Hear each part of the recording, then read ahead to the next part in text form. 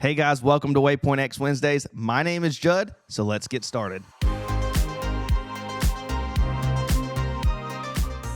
Well, welcome back, everyone. Like I said, my name is Judd, and this is Waypoint X Wednesdays, an off-road podcast, and we really do appreciate you tuning in. So we talk about everything to do with either going off-road or how we got there or the adventures ahead. So you'll want to stay tuned. But before you do that, make sure you hit that subscribe button, leave us a like, leave us a comment, and hit that bell for all notifications.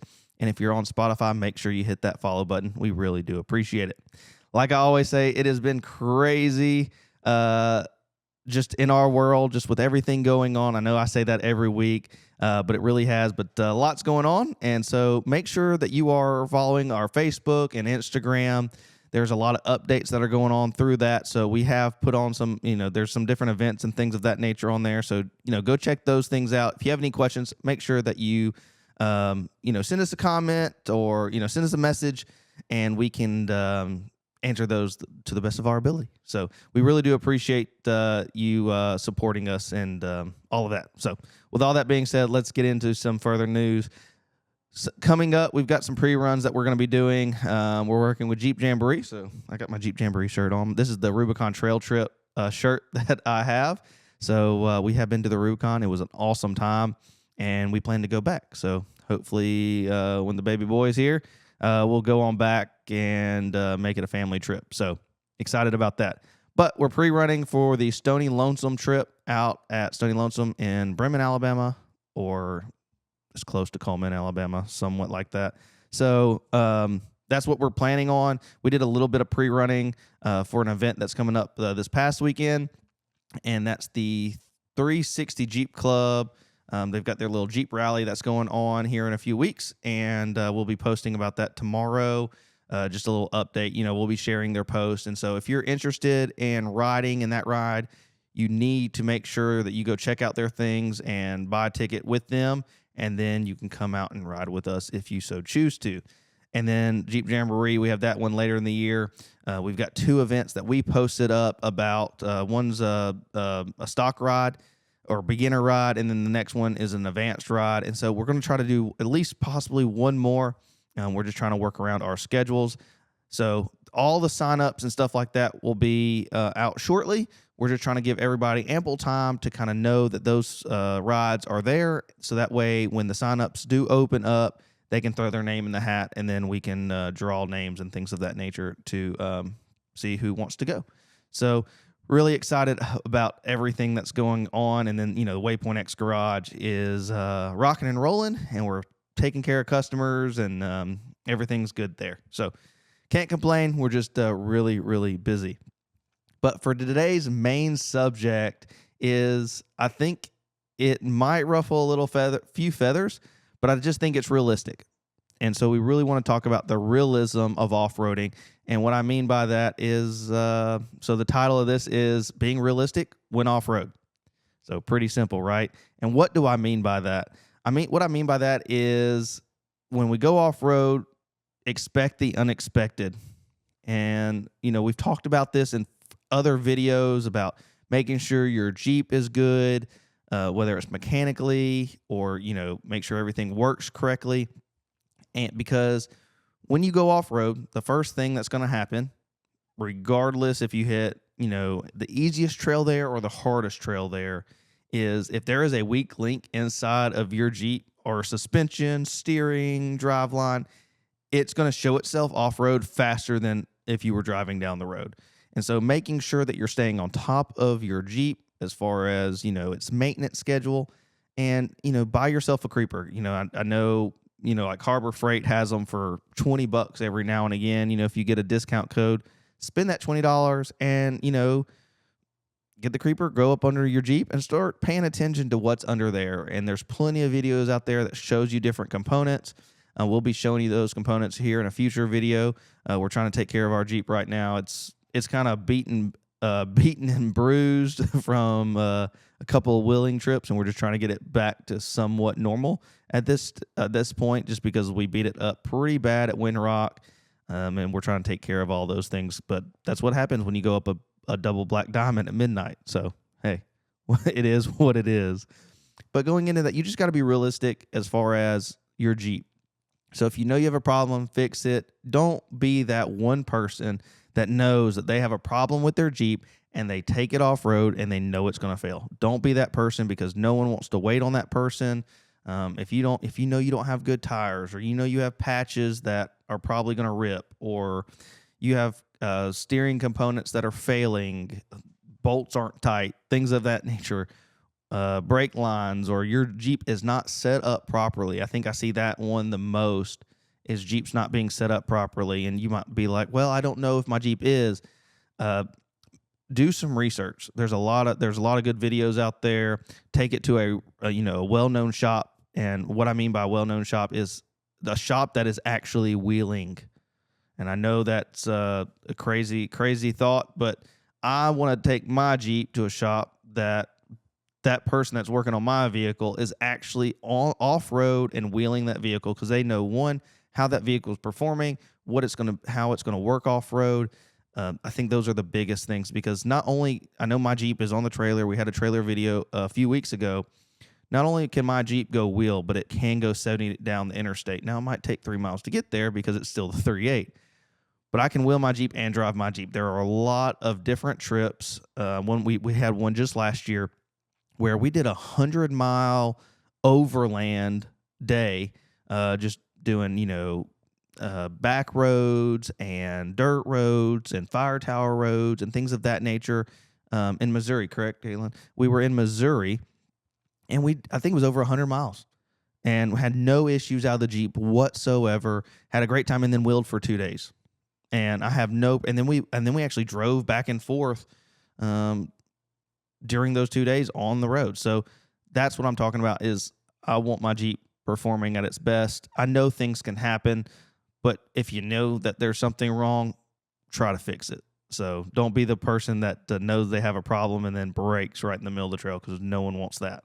I think the second biggest reality check for Jeeping is, if you're going to off-road, expect damage. And I'm not saying body damage and crazy things. Yes, that can all happen. We can, you might drive up on a bank, or, you might do something crazy. But for the most part, body damage should not be a thing.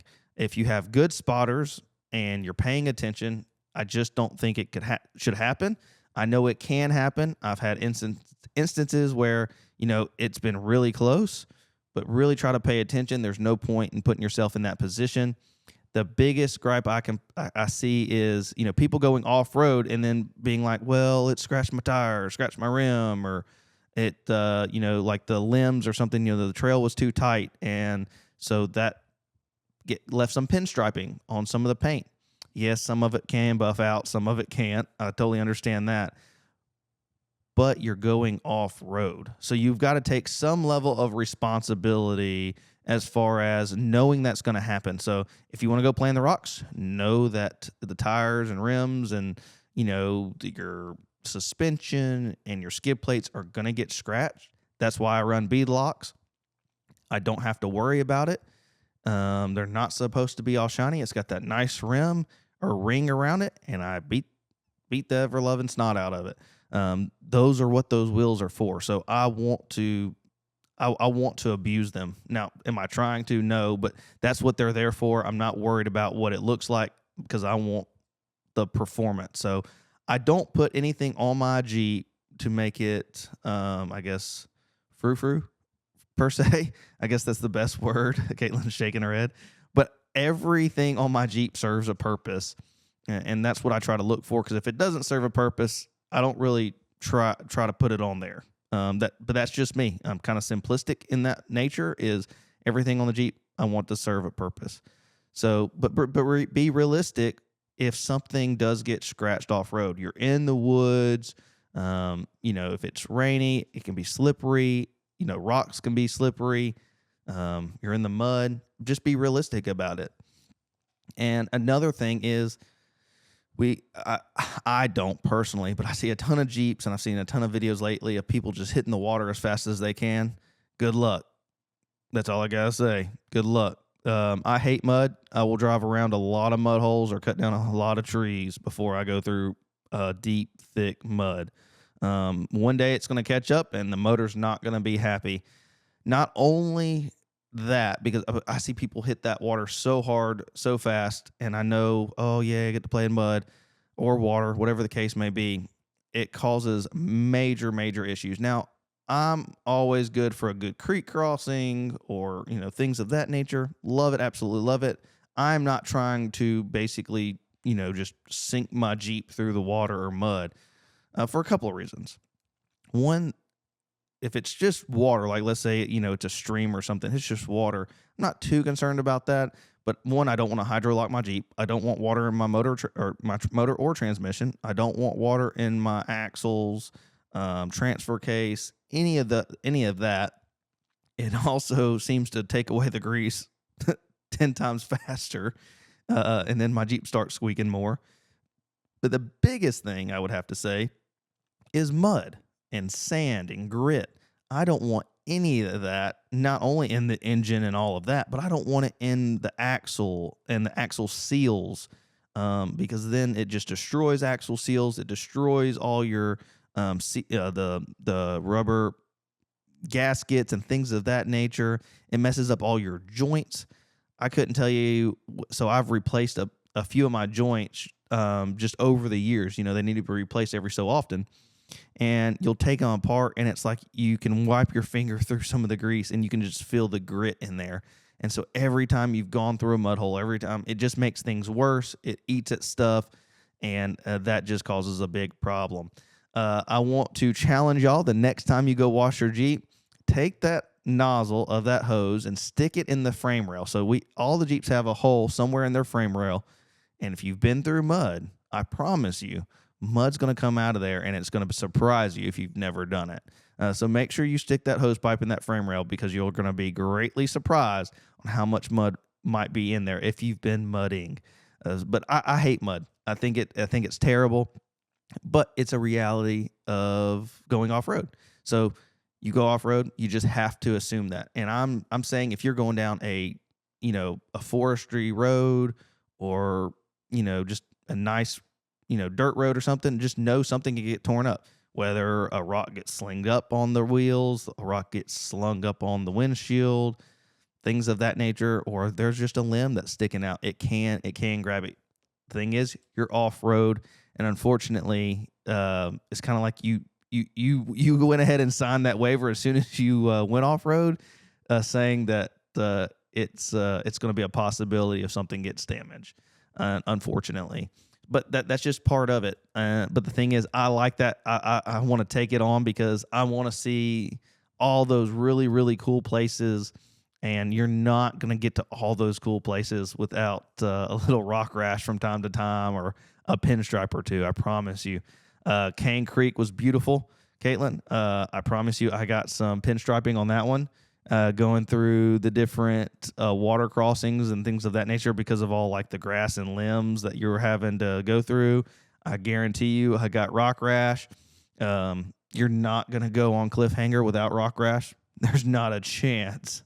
It would be very surprising. I'd be impressed if you could take a brand new set of beadlocks, go on Cliffhanger, and then make it back. Not going to happen.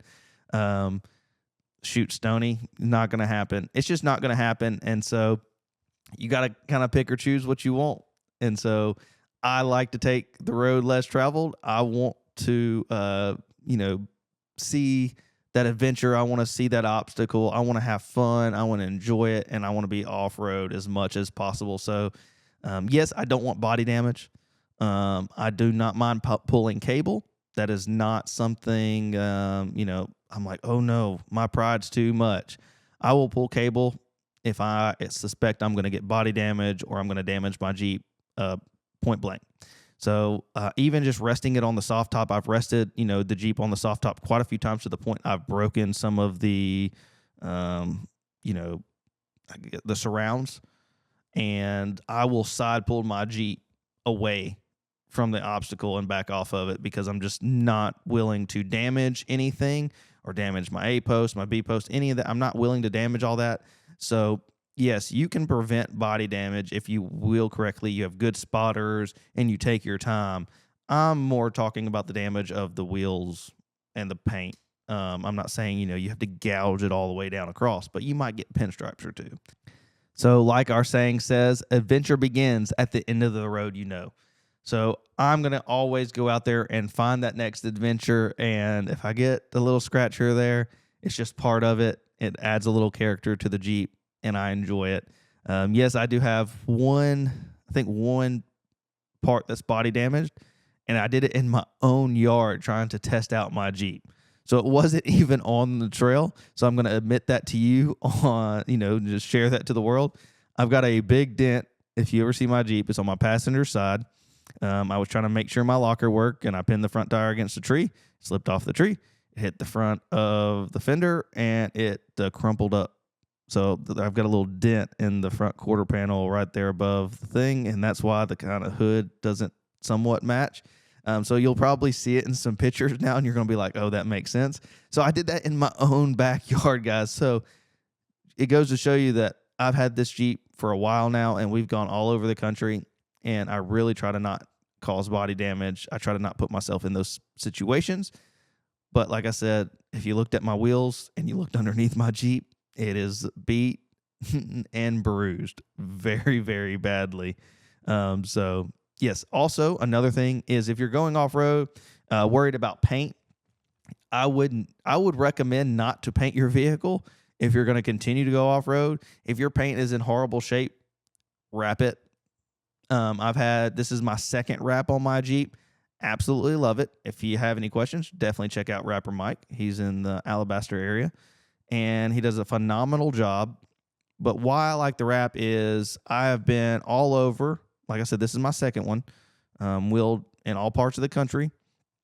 And not until I think it was year 4-ish that it started peeling up in certain places, like it'd get nicks in it. But that was basically on the hood, and I'm thinking that might have been like a rock or something that kind of kicked up, and it was starting to peel on the edges just here or there, but that's just normal wear and tear of a wrap. But for a solid 3 or 4 years, no issues. I could run it down the trail. It didn't matter how tight it was, and it would not break the barrier of the wrap if let's say you're trying to protect the paint. My paint underneath is absolutely trashed. The clear coat's coming off of it, and so that's one reason why we wrap it. But another reason is it protects everything underneath.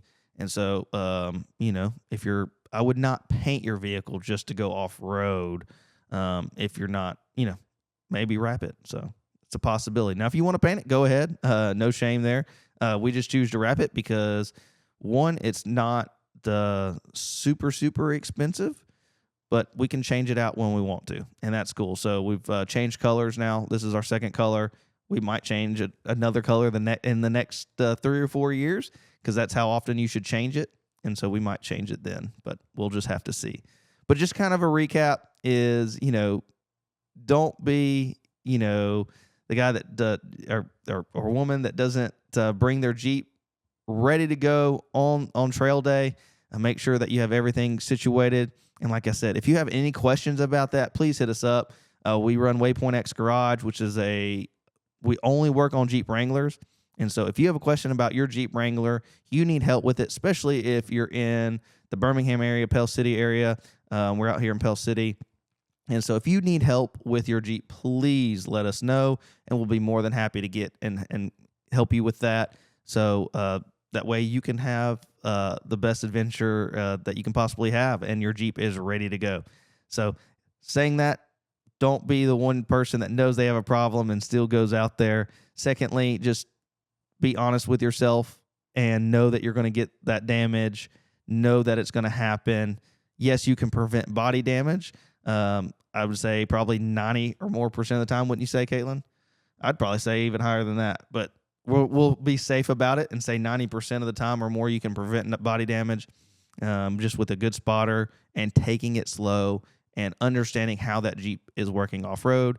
I promise you, I tell you this 100 times, I watch YouTube for research. YouTube is my research. That's my encyclopedia for the Jeep world as far as, different trails, because there's a lot of trails that I've never hit, and we'll go to them, and that's my encyclopedia for that trail. So just know that when you go off-road, it's going to happen, and stay out of that mud, guys. Stay out of that water, because I promise you it's going to ruin your day eventually. It might not be the first time, but it will eventually get you. And when it does, it's going to be expensive.